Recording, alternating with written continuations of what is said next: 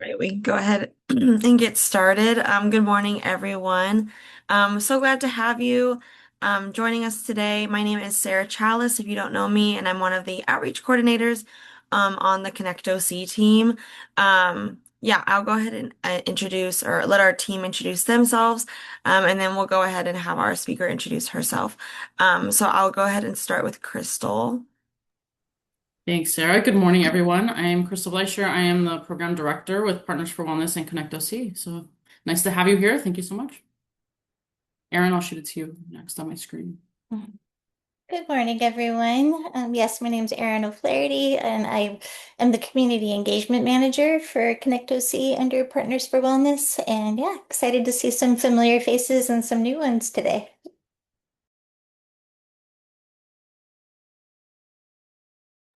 And I'll send it to Vivi. Morning, everyone. My name is Vivi. I'm also one of the other outreach coordinators, but I mostly focus on social media and marketing. And I'll send it over to Joy. Hi, good morning, everybody. I'm Joy Medina. I'm also an outreach coordinator on the team. Happy to be here. Oh yes, and it's also Joy's birthday. Happy birthday, Joy. Thank Um, you. Great. So yeah, we can go ahead and I'll go ahead and introduce Jackie. Yeah, Jackie, if you want to introduce yourself and we can go ahead and get started. Sure. I'm Dr. Jackie Shinall. I'm a licensed clinical psychologist, and I'm the quality assurance and reliability lead at Prosper Health, which is a adult autism virtual company where we do both diagnostics and therapy for autistic adults or neurodivergent adults. My training has pretty much all been in autism over the past 10, 15 years, and I've really worked across both the lifespan and the autism spectrum in terms of language abilities, cognitive abilities, kind of across the board. So today I'll be talking about, we'll look at kind of autism criteria, the co-occurring conditions, and then how we can adapt therapy and community supports. We'll very briefly talk about kind of clinical observations and diagnostic criteria. Then we'll go into differential and co-occurring conditions before we talk a little bit about the therapy and community supports. So to start with, I'll go through this a little bit more quickly because I think I'd rather put a little bit more emphasis on some of the therapy and community adjustments or adaptations. But in terms of autism diagnostic criteria, there's kind of four different categories. I always consider the A and B, the big ones. So A has three subcategories, and somebody has to meet on all three of those categories, plus two of the four of the B criteria in order to get a diagnosis. There has to be evidence of differences in childhood, though they might not fully manifest until like social demands become more challenging a little bit later.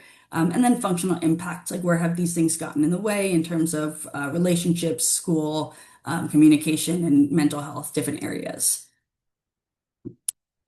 So I'm not going to read through this whole page, and I'm happy to share these slides after. But some of the things that tend to be a little bit more clear when you're working with autistic adults.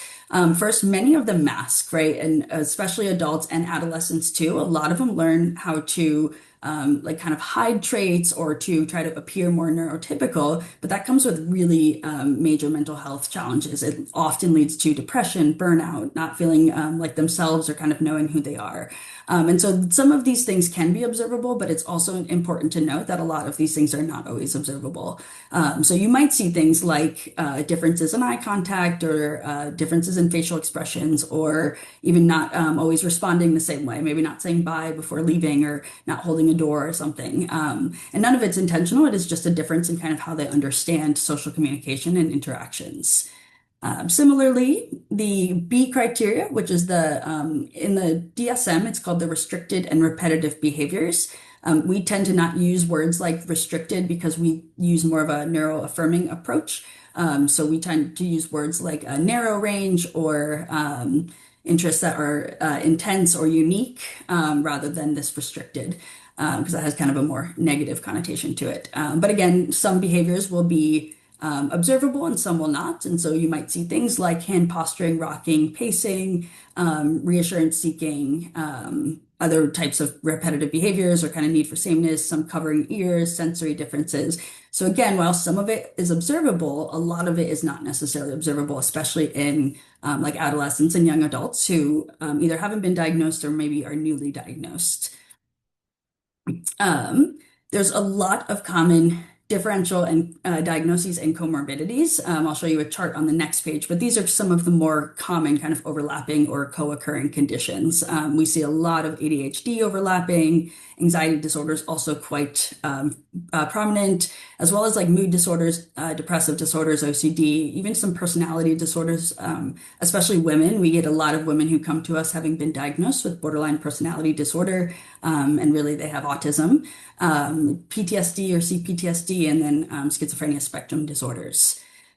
So I always like to show this slide because I think it really kind of shows how much autism traits can overlap with so many different conditions and different diagnoses. And so again, you can see that some of these are differential, and so you might be assessing for autism or this other thing, or they're comorbid. And so someone can have autism and another condition or several. And I believe the most recent research said that about like 75 to 80% of autistic, I think, youth and adults will have another diagnosis. My guess is it's probably even higher. So the first one I want to talk a little bit about is social anxiety and autism, because this one is probably one of the hardest ones to differentiate and to kind of understand where the differences might be coming from. So there's a lot of overlap, right? Like a lot of people with social anxiety end up in our office and kind of talking about their social challenges. But and a lot of times they do look very much alike. And the reason that they can look alike is because a lot of autistic adolescents and school-age children will develop anxiety over time due to traits of autism. So, not understanding social interactions, which could lead to negative experiences. Not understanding can lead to bullying, feeling different, feeling kind of othered, or I have a lot of clients who come and say they feel like an alien or they feel like they don't belong. And kids with social anxiety can sometimes feel that way too. And so it's important to recognize that there's going to be some overlap there. But we really want to find out kind of the root of it, where are these things stemming from is the most important. So again, I'm happy to share these slides. I'm not going to go into tons of detail here because it's lots of words, but just to kind of show that there really is a lot of overlap with social anxiety and autism. Where you're going to see differences and where you can start to differentiate is one, in some of those B criteria items. So things like repetitive behaviors consistent with autism, a need for sameness or routine, predictability, having intense or unique interests, and then sensory differences. You would not see 2 or 4 of those in somebody with just social anxiety, unless, again, they have other co-occurring conditions, but you're really looking for those to help kind of differentiate.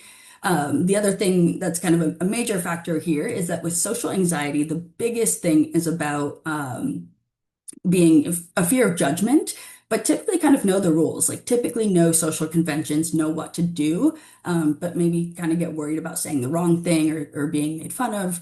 Whereas with autism, they are inherently kind of have a harder time with some of the social cues and social understanding. So that is core to an autism diagnosis versus social anxiety, which is more about kind of fear of rejection and judgment. So why is it important to differentiate these two? I think the biggest thing that I always think about here is if you have somebody with autism and you think that they have social anxiety, you would be using likely an exposure-based treatment and trying to get them to slowly start to engage in different social aspects. But if you send someone with autism who genuinely doesn't have the skills to do that, it's going to make things a lot harder and a lot worse for them, because now they're going to be even more anxious and not have the skills to be able to kind of engage. So it's really important that we're recognizing that, is this a skill difference or skill deficit, or is this like fear of like judgment or embarrassment? And then social motivation could also look very different. So not everyone likes or needs social interaction, but it's also really important to understand if someone's avoiding social interactions, but they're really desired. So I've had kids that I've worked with who are like, I'm totally fine being by myself, and I'm not I don't need to be around other people. And then, later, like, oh, I wish I had friends, but I'm really anxious and I don't want to be around them. And so you start to see that like there are differences in kind of their social motivation as well. Um, so another common overlapping condition is generalized anxiety. And this one is less of kind of a differential and more of an overlapping. I will say probably 90% or 95% of the clients I've seen at my job have come in with an anxiety disorder. And usually generalized or unspecified anxiety disorder. And some of the things to kind of consider here, it's really important to help clients identify and name anxiety and what it feels like, because it feels very different for someone with autism. A lot of them will come in and be like, I didn't know this was anxiety my whole life. I didn't know that's what anxiety felt like. So kind of determining those triggers, helping them understand. And then there's a lot of kind of overlapping topics that are important for both someone with autism and then generalized anxiety. And so a lot of the black and white thinking, catastrophizing, so kind of thinking worst case scenario, differences or difficulty with like perspective taking and perseverating, emotion regulation can all kind of come into this as well. So then some kind of quick differences and similarities in terms of generalized anxiety and autism. So as I was saying that one of the big similarities is kind of black and white thinking. I don't like the word rigid, but some people will consider that rigid. Rigid to me is more non-affirming. They also, some other similarities, relying on kind of routine, feeling pretty anxious when something doesn't go as planned or when you don't have a full plan set. Difficulty shifting away from topics, and especially worry topics. So people with autism might perseverate, but especially on something that's really nerve-wracking or worrying to them.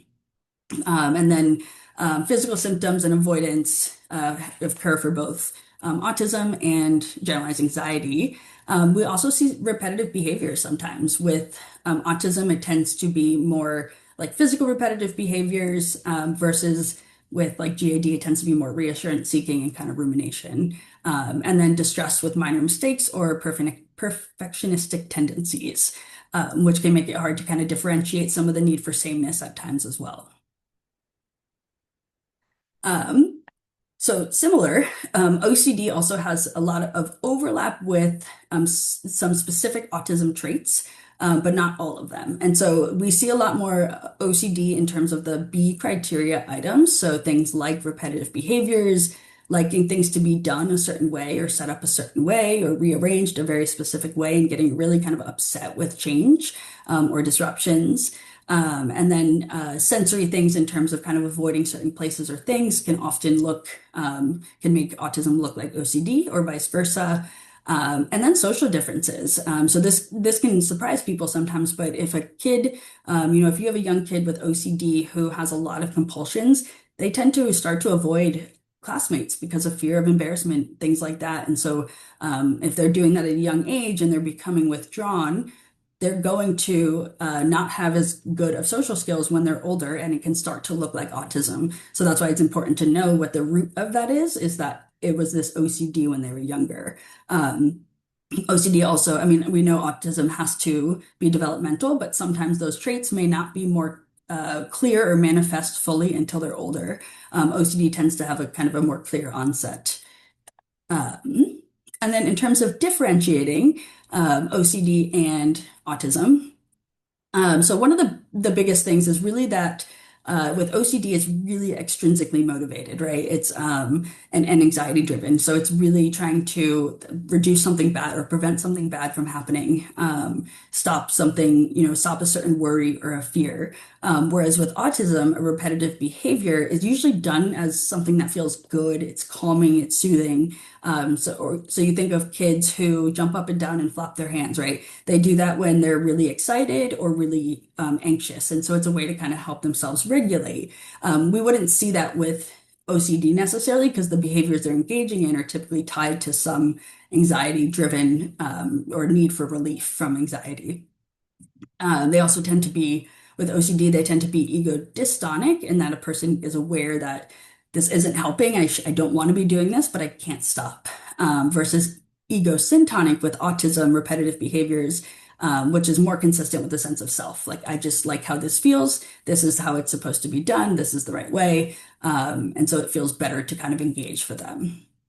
As I was saying with OCD, you won't see as many of those early differences. So social engagement would look typical, flexible and imaginative play with peers, reciprocal conversation, a range of interests. And then you might start to see some differences with the onset of OCD, which is different than autism, which is developmental.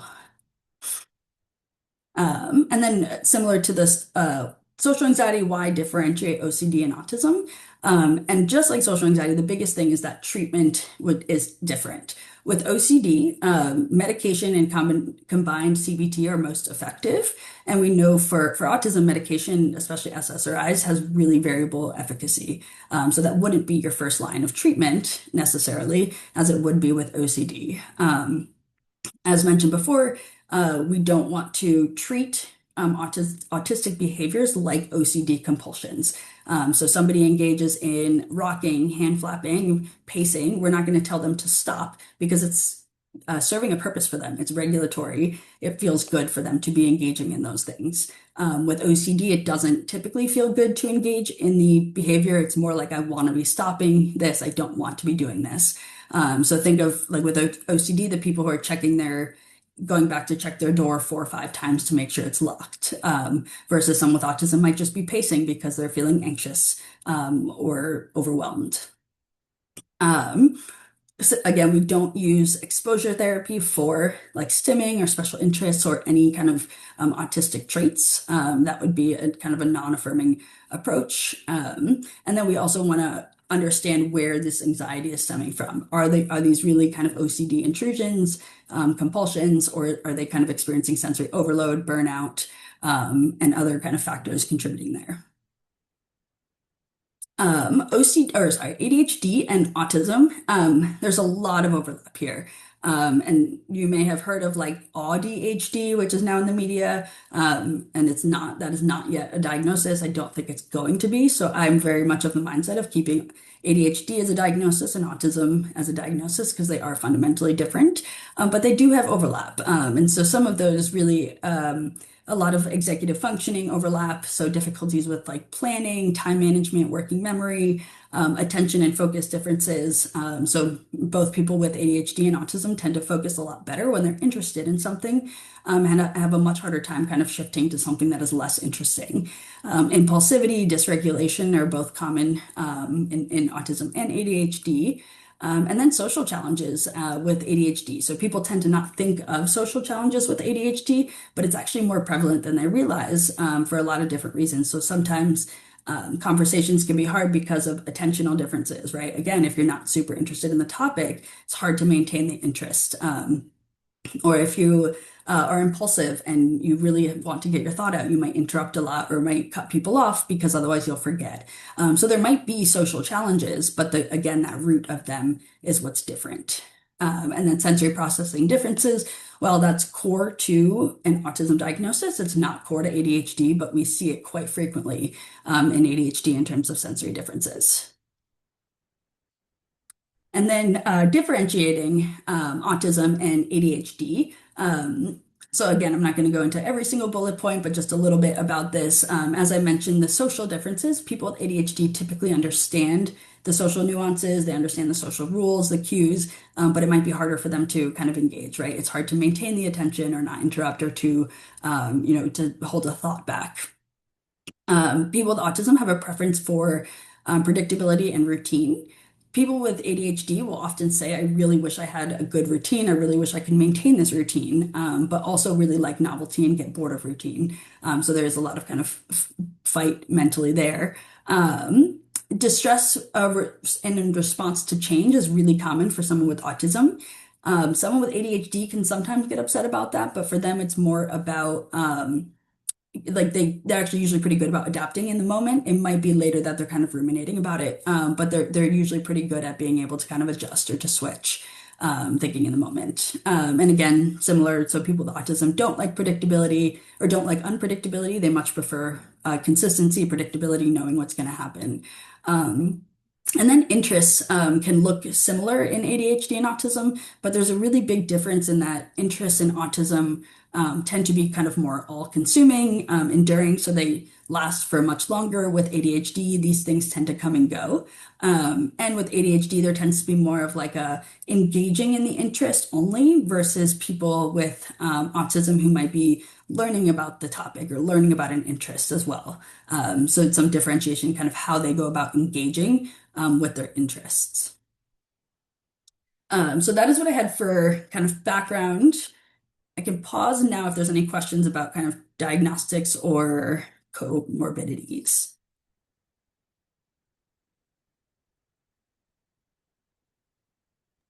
If you have any questions, yeah, just feel free to unmute yourself or just ask in the chat. That's fine too.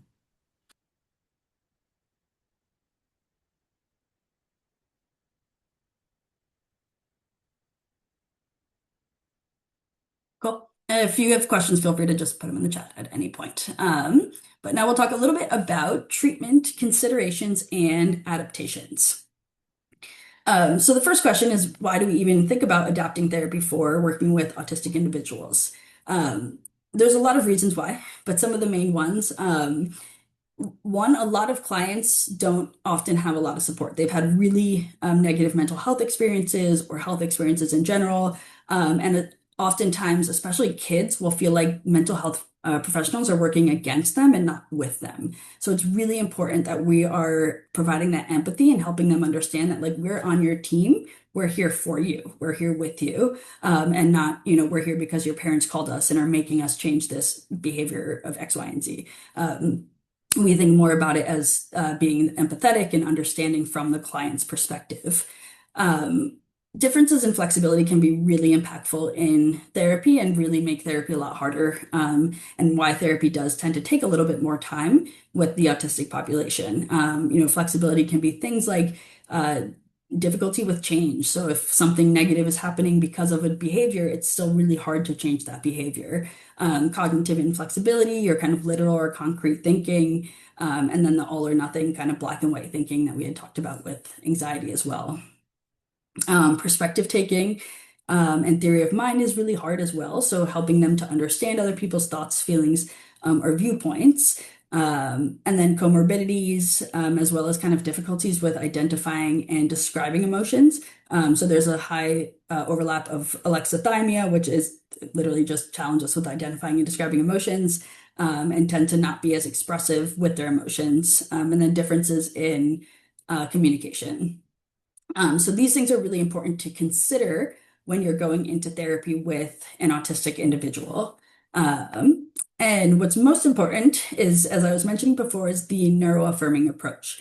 So what that really means is that we are not trying to quote unquote fix or cure autism or to change a person in any way. What we want to do is to reduce the barriers and to support their well-being and autonomy. Our goal is just to support them, to help them have a better quality of life, but not to change who they are kind of inherently. It's really important that they feel that they're getting the autonomy themselves. Because again, a lot of times in life, a lot of them have not felt like they've had that opportunity to gain autonomy. So it matters, again, because many of them have had really negative experiences. It really kind of helps to build the trust rapport. They've unfortunately had, there is really high rates of things, of other conditions. So it's important that we consider working with those as well, especially things like suicidality and burnout. And then the biggest thing is really taking it from the deficit-based approach to the neuroaffirming approach. And you'll hear me say things like differences instead of difficulties, or deficits, or problems, because we think of them as a way that the brain is just wired differently, and it's not a deficit. As you all probably know, the medical model, the DSM, has the more deficit-based. So we are working on becoming more neuroaffirming in general.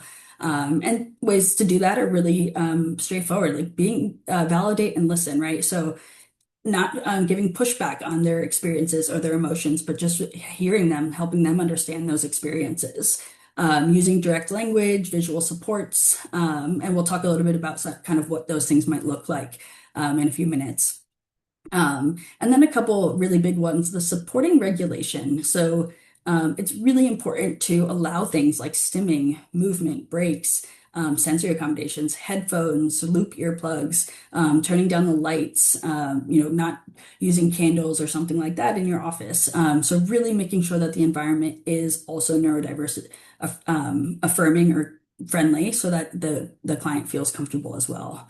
And then we do talk a lot about focusing on strengths or strength-based approaches. And really this helps the person feel more autonomous. It also helps them just build on confidence and things like that. I've seen some really cool situations where people have worked on like a strength-based approach. I worked with a guy a few years ago who he was more of a level 3 autism, but whenever he often had this as his repetitive behavior. And so they decided, like, let's have him do that all the time because he already was. And they made him, he now puts cheese on pizza, like as his job, 20 hours a week. And so he gets to do this behavior all the time. And it's soothing and calming for him. So it was a really nice way to use that strength or use his strengths and his abilities to help him in a career. And he's now been, in that job, I think, 5 years and doing really well. So some other therapeutic considerations when working with the autism population. Most important is that treatment plans are individualized. You will not have much success if you pull out a manual and aim to go through that manual page by page as it is written. It was not written for autistic individuals. It was written for depression or neurotypical or whatever it might be. And so you really need to try to find ways to individualize plans. And it's really important, as I mentioned, to use concrete language and then consider visual cues. And I'll show you what some of those visual cues might look like. It's also really important to recognize that therapy is probably going to take longer than you would expect. So if you're doing a plan that's normally 8 weeks, it might take up to 16 weeks. And progress is probably going to be slower than expected. And it's really, really, really important that you're rewarding small gains. It can be really hard. Change takes time. And again, a lot of people have had negative experiences. And so making sure you're building that really positive approach with them and making them feel validated in their experiences is really important. I find it really helpful to actually include parents and even siblings when possible in some therapeutic strategies. I don't have them, obviously, they're the whole session, but it's really important that they understand autism and not just autism, but like your client, right? And so giving them the psychoeducation or background on some of that can be really helpful for them to be able to take more positive approaches. As I mentioned, a lot of kids with autism are often, had negative experiences. They're often told no. People see a lot of emotion dysregulation and not understanding where or why they're experiencing so much emotion dysregulation. And then increasing conversation and rapport using special interests. And this might take a long time, really, to build that rapport, like I said, when people have negative experiences. And when I was in grad school, I had a chance to work with a young adult with autism, and it took us 6 months before he finally came to session and was like, I want to talk to you about something. And it was like to the point where I was like about to talk to mom and be like, this isn't working. And we had spent 6 months watching nothing but Saturday Night Live and Sesame Street because those are his two favorite shows. And after 6 months, he finally was comfortable enough. And I recognize that's not possible in a lot of places and not always realistic for people as well, but just being able to kind of connect and build rapport can be really helpful. I will say this was also the start of the pandemic, so I wasn't in person, so that also contributed to some of the time it took to kind of get comfortable for him. And then CBT adaptation specifically. So some of these are things that I had just talked about, but just to give a little bit more context to them. So as I said, buy-in and rapport building is super, super important. Clients should absolutely have a say in their goals and what they want to do, what they want to get out of therapy, what they want therapy to look like. If you come in and make them just sit on a couch and talk about emotions for an hour, you're not going to get anywhere. Doing something fun with them. My therapy sessions often look very different. We might go on a walk or we might go outside or jump on a trampoline or do something to connect over whatever it is that can help build that rapport and that trust. It also helps them to feel more comfortable talking to you when you are in a more casual environment that isn't this like very structured, I'm on a couch and staring right at your face and you're now telling me I have to talk about things that are hard. So being able to be in a different environment that's comfortable for them can be really helpful. As I mentioned before, providing that empathy that you're working with them and not against them. That can be hard when especially with kids who have a lot of problem behaviors.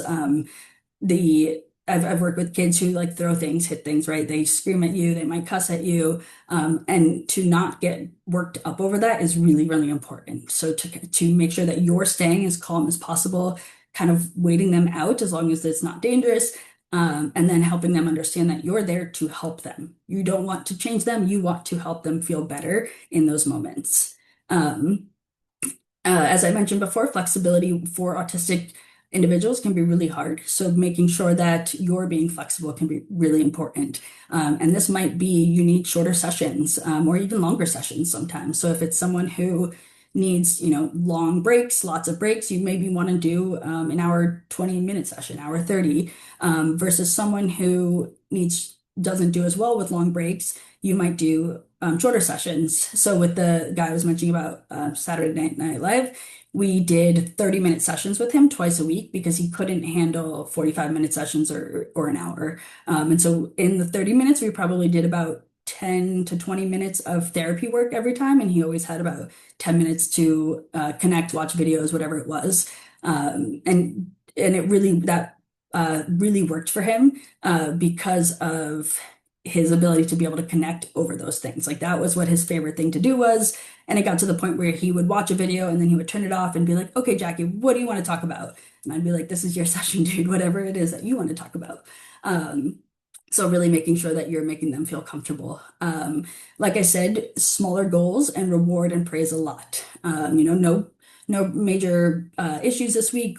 Great job. Let's, reward that. Let's talk about that, what it was that went well. Making sure that you're really rewarding very, very, very small gains because they're going to be small. But it's really important that you're recognizing that a small change is a change, and rewarding that. Not using vague or indirect language or communication. So telling someone with autism, we're going to do that later, or maybe we'll try this, is really unhelpful because they will ruminate about what does that mean? Is it going to happen? When's it going to happen? How long is it going to be? So you really want to be as direct and literal as you can in your communication. And then not forcing neurotypical social norms. So not forcing a client to engage in small talk. When you start session, instead of being like, hey, look at the weather. How are you? How's your family? What are you up to this weekend?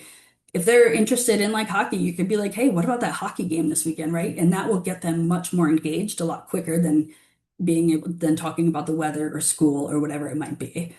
So making sure that you're not teaching them or forcing them to do things that are not comfortable, but also not super important. Like needing to talk about the weather is not a skill that you have to have for the rest of your life, but it helps to be able to have a little bit of small talk.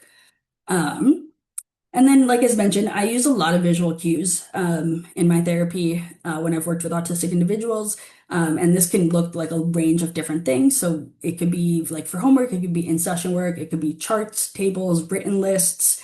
And a lot of times they can help provide things like a measure of progress, reminders of goals, or understanding of abstract information, which I'll show you on the next few slides. So the first one I have here is what I call cue cards. And these are best for typically kids who especially really have a hard time communicating in the moment, especially if they're feeling overwhelmed or overstimulated. And so having them be able to just give you a card and say, I need a few minutes. I would probably set a timer. If it's a few minutes, I'm going to say, great, let's take 5 minutes and see how they're doing after that. Obviously, if it gets to the point where they're kind of continuously using this, you want to revisit it. But I've used these in the past and it has worked, especially if they're also earning something or feeling like, you got something at the end of this or can get something out of this. I usually leave the last few minutes of session to watch a video together or to do something together, to talk about something, to build something, whatever it is, something that is fun for them, that we're not just doing therapy for an hour and then I leave and they're feeling down or whatever it is. And so I will adjust kind of what it is that they need in those moments. Another one I use frequently is a star chart.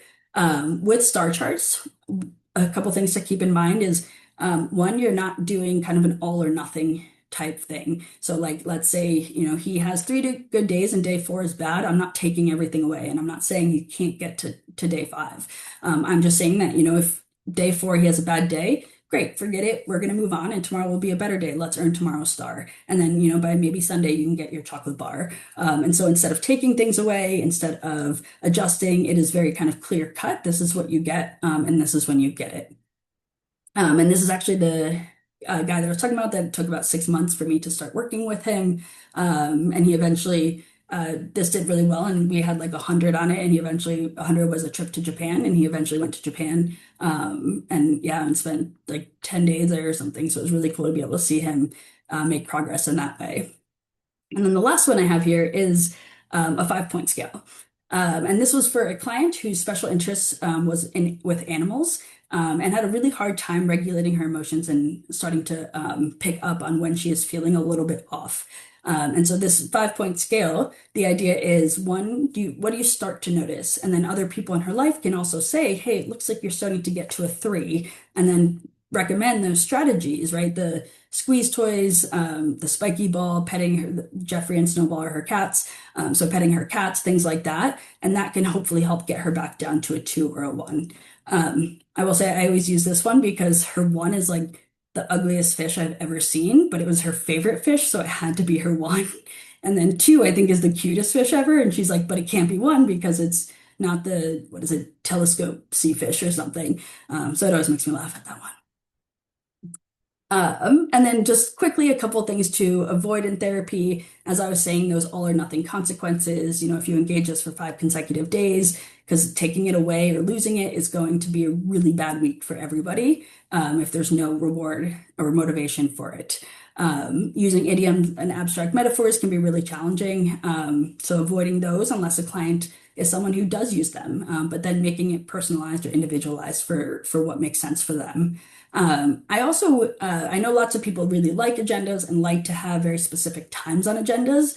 I have found that this leads to a lot more, 1, avoidance, and 2, anxiety. So if we say, you know, from 5 to 5:10, we're going to review the homework, and they didn't do the homework, that 10 minutes is going to be a long time of just anxiety, worry, potential shame. And so instead of saying, you know, we're going to do this from 5 to 5:10, I'm going to say the first thing we're going to do is talk about the homework, maybe 5-10 minutes, and then we can watch a video for 5 minutes, and then we'll go on to talk about your week or something like that. And so setting out the plan, but without these like really strict need for specific times. And then in terms of adapting community supports. So a lot of these will look pretty similar to adapting therapeutic supports, but of course out in the community. So the most important thing is really being open to communication adaptations. And so that might be, instead of just verbally speaking to someone, also having written instructions, a visual, a chart, allowing things like text messages or an AAC device, using literal instructions, clear literal instructions. So you're not, again, using metaphors, and you're also very, very clear in your instructions. So instead of saying, you know, we're going to do this later today, you might say we're going to do this at 2 o'clock. If it's something that's kind of a whole day plan, and or something like, you know, if, yeah, we'll maybe do that one time. That's really hard for someone with autism because maybe we will do it one time could mean literally anything. So making sure that you're really kind of as much as you can be clear and literal in those instructions. Also predictability and structure, as I was saying, you know, making sure that expectations are really set up. And then in terms of step-by-step guides, so if you have a kid who's learning a new task, and it's really important that he's able to actually walk through those steps, and if he needs to write them down, to have them written down, and not just like, go figure this out and let us know when you have, because that can be really anxiety provoking. As I mentioned, similar with the therapy, adaptations, sensory changes, so being able to reduce sensory input either by noise canceling headphones, sunglasses, gloves, but also building in breaks. And I will say clients have said that this has been the most helpful thing, is finding a few minutes here and there where they can get away into a low sensory area. So dark, quiet, cold type space. Some other community supports, being flexible or allowing flexibility in participation. So again, allowing those breaks, but also if it's someone who has a lot of like online meetings, maybe allowing them to not have a camera on because they're constantly masking, and having a camera on is exhausting because they're trying to watch their facial expressions. Again, using that strengths-based approach. So as I was saying with the kid, with the pizza, really using like either special interests or skills to help them find a career or a path that really feels right for them. As I mentioned before, the neurodiversity affirming approach also comes into play within community supports. Same idea of really understanding autonomy and accessibility over compliance to what would be like neurotypical. And then self-advocacy and navigation support. So clear, concrete guidance on accessing services and kind of what to do in those situations. And that can include coming up with actual scripts and things they could say or write. The important part about self-advocacy, though, is that you're not telling them, hey, go be self-advocate, go be a self-advocate. It really helps to have preparation. Go through a script. Who did they talk to? What did they say? What are some bullet points? What might someone say back to them, and what could they respond to that?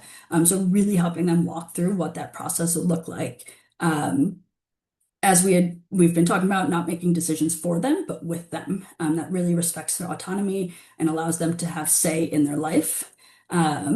Unstructured social events. So this always surprises people, but unstructured social events can be really challenging for autistic people because there's no plan, they don't know what to do, they don't know who they're supposed to talk to or what they're supposed to talk about. So instead, sometimes doing activity-based activities could be better. So, or leveraging special interests, lots of like Dungeons and Dragons meetings and things like that. A lot of things on Discord that people connect over. So considering things like that as well. We've already talked about using vague or indirect communication, and then pathologizing traits. So it's really important that we're not telling a kid who has hand movements to stop engaging in those because he's in public or whatever it might be. The stimming has a purpose, so do special interests, and so it's really important that we're not taking that away from them.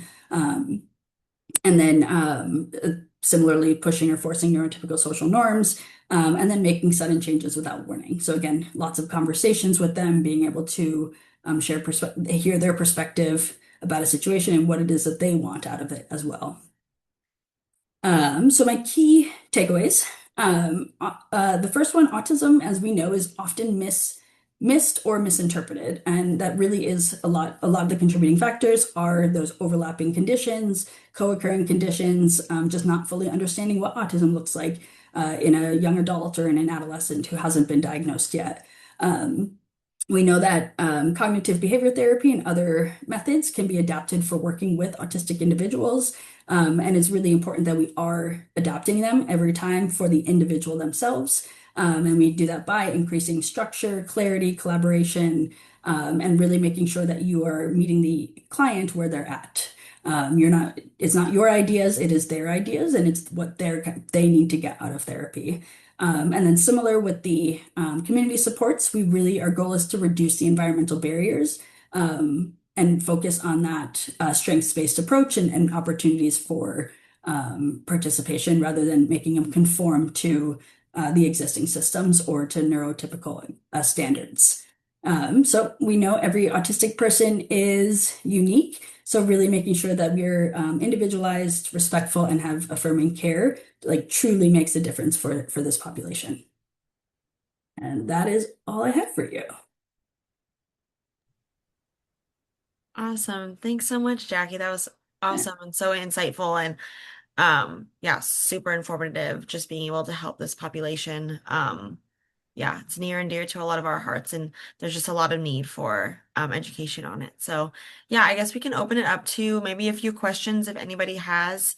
Yeah, any questions, feel free to put them in the chat or unmute yourself. We can take a few minutes.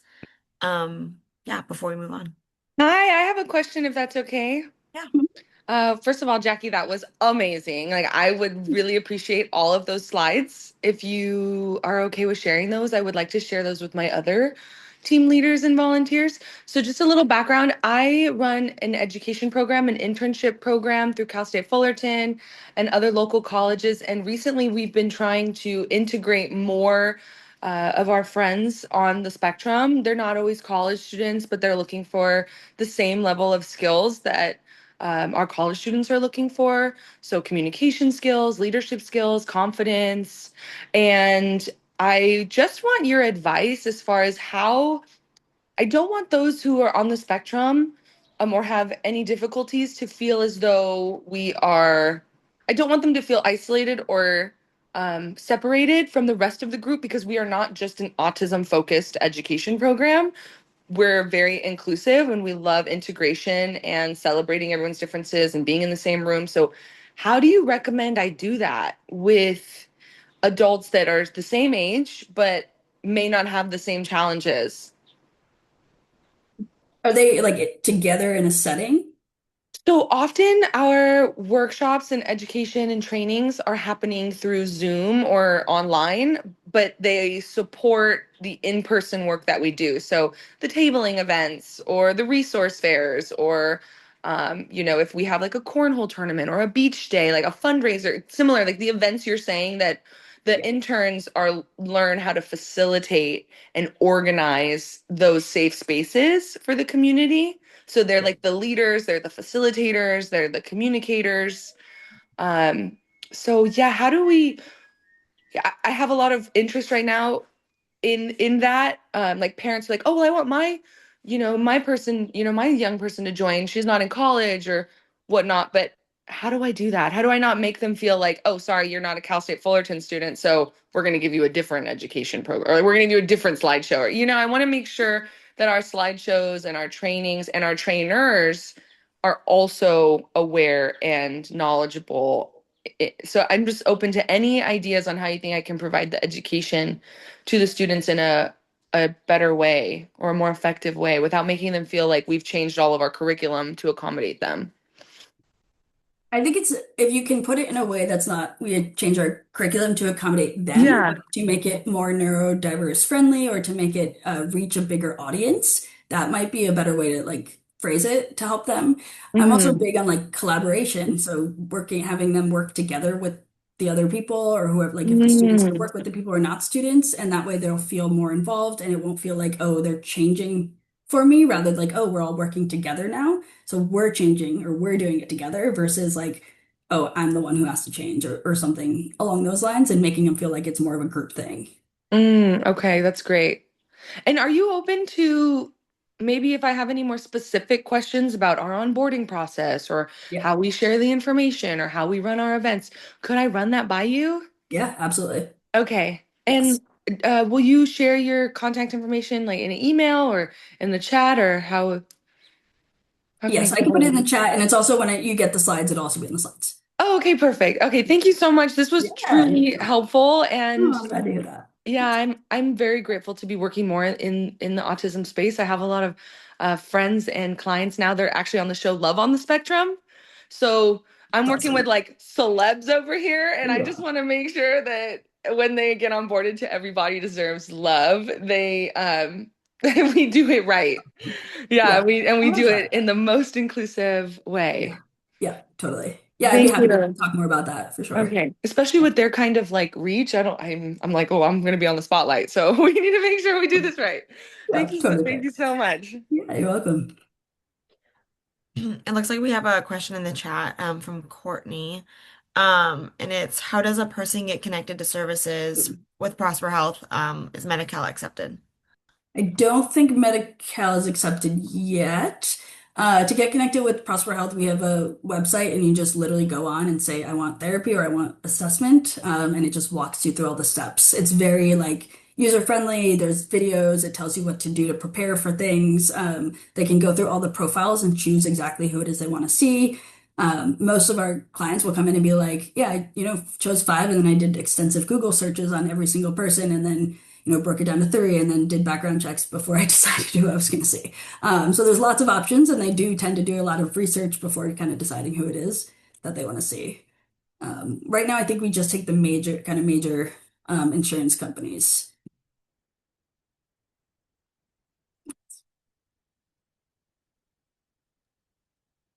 Any other questions? Yeah. I guess I have one. This is really great information. Thank you so much. I work with the Division of Child Guidance Center. So I'm just taking this this training, and I really appreciate the information.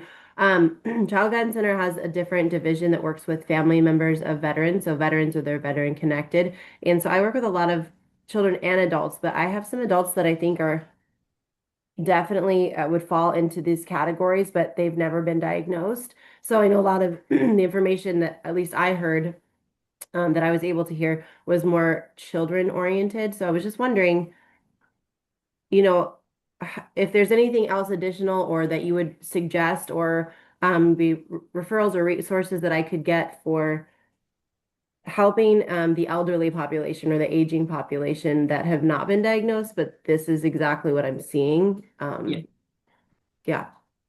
I will say a lot of the things that I said, while it said child, it's actually applicable to the entire lifespan. Most of my work now is I do some therapy with kids still, but I mostly do adult work in assessment and diagnosis. I mean, I think the first thing that's important to consider is like, what will a diagnosis do for them? Like, will it help them get the right treatment? Will it help them understand themselves? And if so, I mean, Prosper Health is just one option for doing like a virtual assessment. Okay. But I mean, we've diagnosed, I think we had like an 80-year-old recently. I reviewed a case. So across, like when I say literally the entire 18 and above, it can be really, I mean, it can be really beneficial and validating for them. The hard part I will say with veterans is that we do need to see like traits in childhood, and a lot of them don't have great memories because of Right. trauma, Yeah. unfortunately. So that is Yeah. the only part that can be really hard. So if they do still, if they happen to have a parent alive or someone who like can always talk on their early development, it helps. Or if they can talk about their early development. But I mean, I think it would help just to get an idea of kind of how their brain works a little bit too. Yeah, 100%. I think I was just thinking about, no, I just really loved how you integrated like, the breaks and things like that because with the not nonverbal, but just limited verbal, like you're not really, and via telehealth, there's a whole, like, so I'm wanting to find more, I don't, yeah, I just loved everything you said about the social anxiety because this one thinks she has, one of my clients currently thinks she has social anxiety. She self-diagnosed herself as social anxiety, but I'm seeing a lot of other things that are on the schizoid, just different personality traits that I'm like, but she's 60. So Interesting. Yeah. it's just interesting. I'm just trying to learn as much as I can to help her because she's a tough one for me. And I just want to make sure I'm giving her what she needs. But it's hard when, the limited communication is all. It's really hard. Yeah. So, but thank Uh, you. yes, of course. I mean, if there's other ways that she can communicate too online, that could be, it's hard online, especially, but if there's Yeah. other ways, like sometimes typing things in the chat, pictures, whatever it might be, that could be helpful without obviously being like infantilizing, but Yes, no, for sure. yeah. We've opened it up to, I'm glad you brought that up to emails. And then I was getting like 5 and 6 emails a week. Yeah, that sounds right. I'm not surprised on that one. So I was like, So, oh, yeah, but no understanding of how that could be overwhelming or anything. So I'm just working on interesting. languaging it right so she feels heard, all those Yeah, things. So, yeah, but thank you. validated. This is really Yeah. good. Good, I'm glad.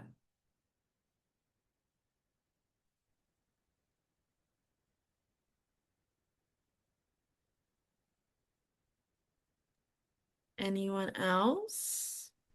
All great questions.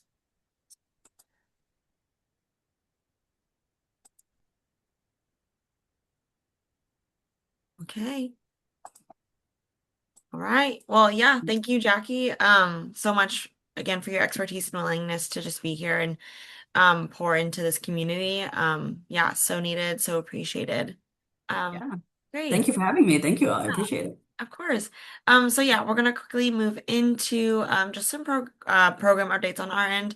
We are in the thick of Mental Health Awareness Month. I'm sure you all are as well. Yeah, just getting ready for just a couple events coming up. So we're really excited about that.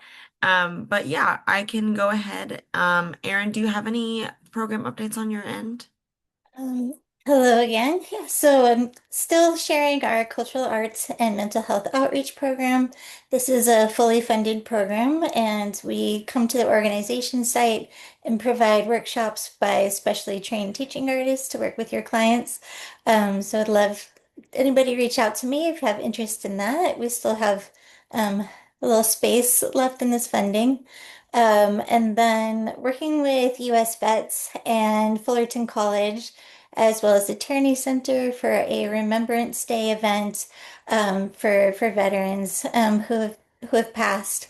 And so that's going to be on May 19th. And please email me if you have interest in that as well. And maybe we'll send out the flyer in the recap. So thanks, everybody. Yeah, nice. Great. So I guess we'll go ahead and open it up to all of you. If you guys have any program updates, please feel free to unmute yourselves, or you can put it in the chat as well.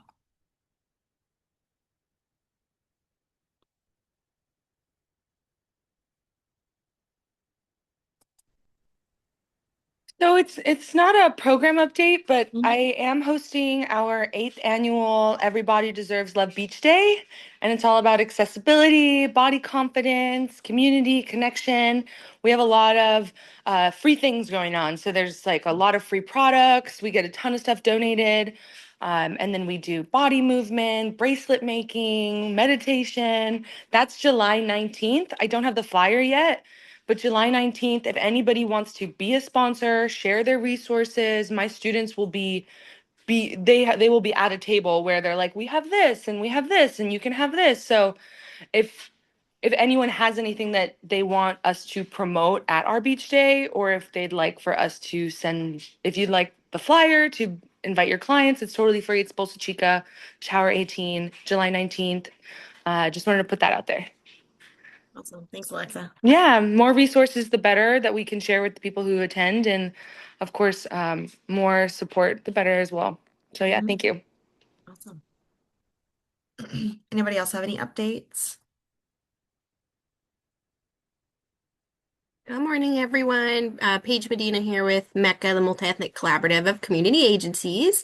Haven't been on a couple meetings. It's my first week back from maternity leave, so just jumping back in.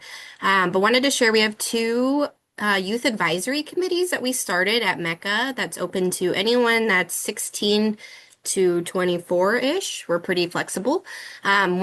Both of them very focused on mental health. One's a little bit more deep in connecting back to nature, and we have a guided nature walk. Next Thursday, I'll send the flyer in the chat. It's open to the first 30 sign up bees. I don't know how you call that. But free transportation from Santa Ana to the site in Irvine, and then opportunities to join their youth advisory committee and really make more of an impact on the environment. And then on my youth advisory committee, more focused on mental health and substance prevention in Orange County. So I'll throw all those flyers in the chat, but great opportunity for anyone that wants to kind of really make an impact in their community and make $600. So, shout out to anybody that's a resident of Orange County. They can apply for this. And let me know if you have any questions. I'll put 3 different flyers in the chat. Thanks, Paige. Welcome back. Anyone else before we finish? Hi, my name is Solomon Messina. I'm with Counseling and Psychological Services at Cal State Fullerton. Thank you for this training.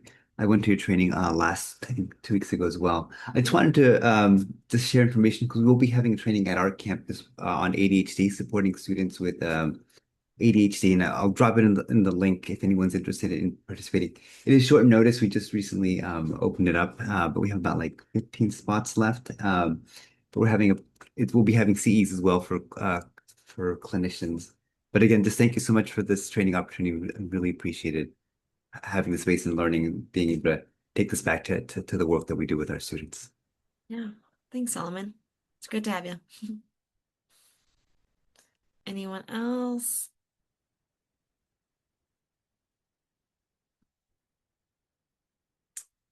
Okay. Well, yeah. Thanks again for joining us. We'll hop off a little early today. Hope you have a great weekend.